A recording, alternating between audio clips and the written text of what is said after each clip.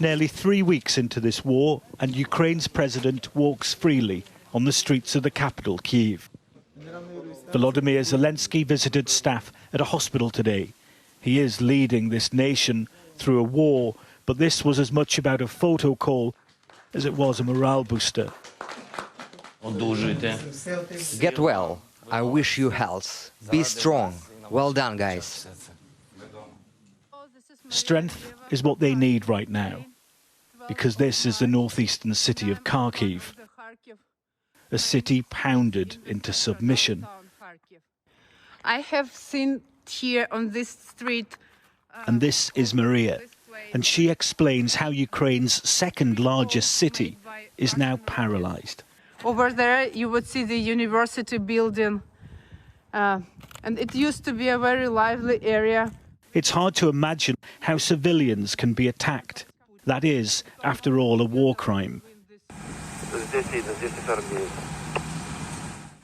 And yet this block of flats in Chernihiv was struck by a rocket. In Irpin, just north of Kyiv, fierce fighting. An American photojournalist, Brent Renault, was killed in an attack by Russian forces. Another journalist was injured. It's not clear who they were working for. But time here is running out for those trying to escape the fighting. Our building was hit with a missile and 2 apartments next to ours were just smashed. We've got cases of looting. So it's just horrible, very, very horrible. There are signs that the Russians are trying to destroy democracy too, after what's thought to be the kidnap of the mayor of Melitopol by Russian troops. Here, appearing to be led away forcefully at the top of the screen, a new leader has been instated, brought in by the occupation.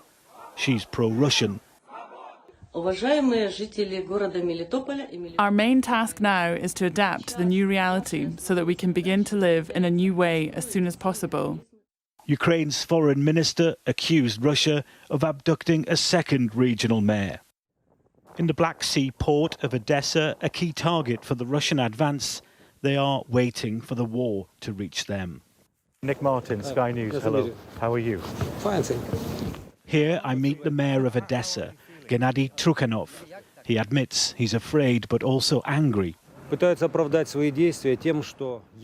Russia are trying to justify their actions by saying that NATO is expanding its borders, he tells me. But no one attacked Russia and no one was going to. This is nonsense. At the city's central market, you could be forgiven for thinking this is just another day. The stalls are busy. It feels very much like people are stocking up here, getting in fresh fruit and vegetables, cured meats, because the truth is the air raid sirens have begun to sound, and we've also heard explosions in the distance, and people can't be sure whether this time next week this market will even be open. These refugees are from the bombed city of Mykolaiv, just 100 kilometers from Odessa. They've now made it to the safety of Romania. 2.7 million people have now left Ukraine, and the numbers are rising each day. Nick Martin, Sky News, Odessa.